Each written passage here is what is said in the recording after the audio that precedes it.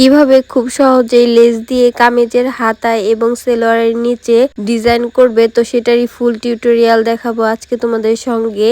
আর normal একটা সুতি গজ কাপড়ের 3 পিসকে লেস দিয়ে ডিজাইন করলে কতটা সুন্দর লাগে তা তোমাদের দেখাবো আজকের এই ভিডিওতে। তো এর জন্য কিন্তু ধৈর্য সহকারে সম্পূর্ণ ভিডিওটা দেখতে হবে। আসসালামু আলাইকুম, কেমন আছো সবাই? আজকে তোমাদের জন্য আরো একটি নতুন ভিডিও নিয়ে হাজির হলাম। তো এখানে আমি একটা সেলোয়ারের কাপড় এবং একটি কামিজের কাপড় নিয়ে নিয়েছি।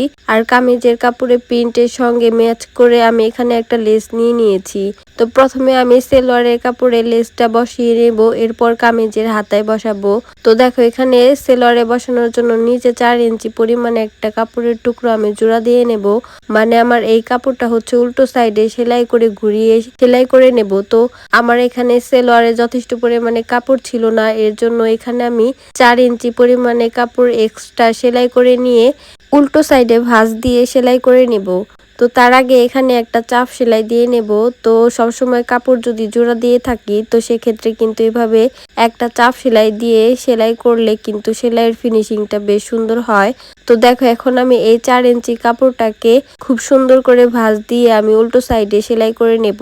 যদি দেখো তোমাদের প্যান্ট কাটিং সেলোয়ারে পর্যাপ্ত পরিমাণে কাপড় হচ্ছে না, তখন তোমরা নিচে এরকম 4 ইঞ্চি করে কাপড় এক্সট্রা জোড়া দিয়ে ভাঁজ দিয়ে সেলাই করে নিতে পারো। তবে এভাবে সেলাই করলে কিন্তু দেখতে বেশ ভালো লাগে এবং কি বোঝা যায় না যে নিচে কি জোড়া লাগছে কিনা। তো আমি সবসময় যদি সেলোয়ারে জোড়া লাগে তো নিচের সাইডে এভাবে আমি 4 ইঞ্চির মতো কাপড় এক্সট্রা সেলাই করে জোড়া দিয়ে থাকি।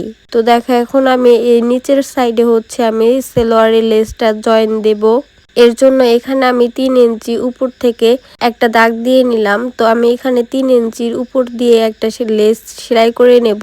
তো লেসটা আমি যে 3 ইঞ্চি পরিমাণে দাগ দিয়েছি ঠিক তার উপরে বসিয়ে নিয়ে উল্টো সাইড থেকে সেলাই করে নেব।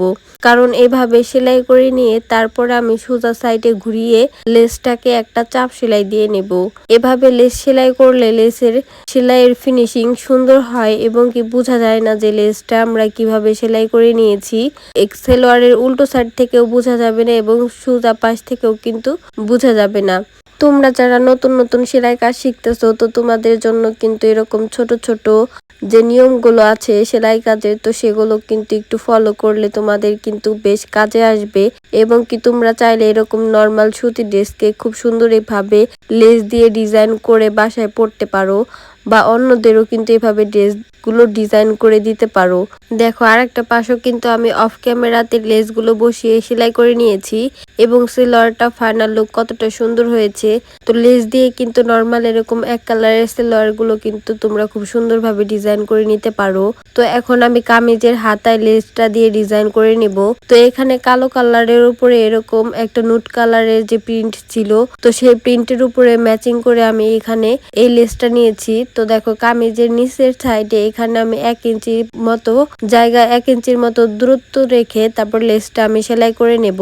কারণ এই 1 ইঞ্চি কাপড় দিয়ে আমি আবার কামিজের নিচে যে হাতার ঘেরটা থাকে সেটা সেলাই করে নেব। তো দেখো এই কাপড়টা কিন্তু একদম কামিজের যে কাপড় সাইডে আমি 1 ইঞ্চি পরিমাণে কাপড় রেখেছি সেই কাপড়টা কিন্তু লেসের কিনার দিয়ে 1/2 ইঞ্চির মতো ভাঁজ দিয়ে তারপরে একটু একটু করে সেলাই করে নিতে হবে। লেসের মানে বেশিরভাগ উপর দিয়ে সেলাই করা যাবে না, তাহলে কিন্তু লেসটা মানে দেখতে সুন্দর লাগবে না। তো এরপর আমি কাপড়টিকে উল্টো সাইডে ঘুরিয়ে নিয়ে উপর দিয়ে একটা চাপ সেলাই দিয়ে নেব। তো এভাবে চাপ সেলাই দিলে কিন্তু লেসটা দেখতে বেশ আরো বেশি সুন্দর লাগে এবং কি আমরা যে কিভাবে লেসটা বসিয়ে সেলাই করেছি সেটা কিন্তু বোঝানো যায় না, মানে বোঝা যায় না। তো দেখো এখানে কিন্তু আরেকটা সেলাই দেওয়ার পর আমার লেসটা কিন্তু বসানো কমপ্লিট হয়ে গেল এবং কি হাতাটা কিন্তু দেখতে বেশ সুন্দর লাগছে। তো আমি কিভাবে সেলাই করেছি সেটা কিন্তু বোঝা যাচ্ছে না যে এটা কি আমি বাহির থেকে সেলাই করেছি বা নাকি ভিতর সাইড থেকে, মানে প্রত্যেকটা কাজের কিন্তু একটা করে সুন্দর ফিনিশিং আছে। তো সুন্দরভাবে ফিনিশিং এর সাথে কাজ করলে কিন্তু যে কোনো কাজই দেখতে বেশ সুন্দর লাগে। তো দেখো এখানে আমি কামিজের গলায় আমি একটু সুন্দর করে ডিজাইন করে নিয়েছি পুঁতি দিয়ে। তো পুঁতি দিয়ে ডিজাইন করার পর কিন্তু ড্রেসটা আরো বেশি সুন্দর লাগছে।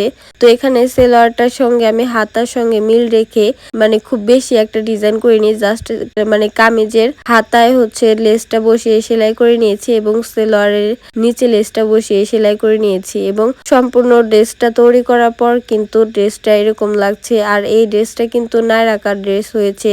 আমি কিন্তু ড্রেসটার ডিজাইনটা কিন্তু খুবই সিম্পল রেখেছি। তো ড্রেসটা তোমাদের কাছে কেমন লেগেছে ডিজাইনগুলো কমেন্টে জানিয়ে যেও। আজকের মতো ভিডিওটা এখানে শেষ। ভালো থেকো সবাই, আল্লাহ হাফেজ।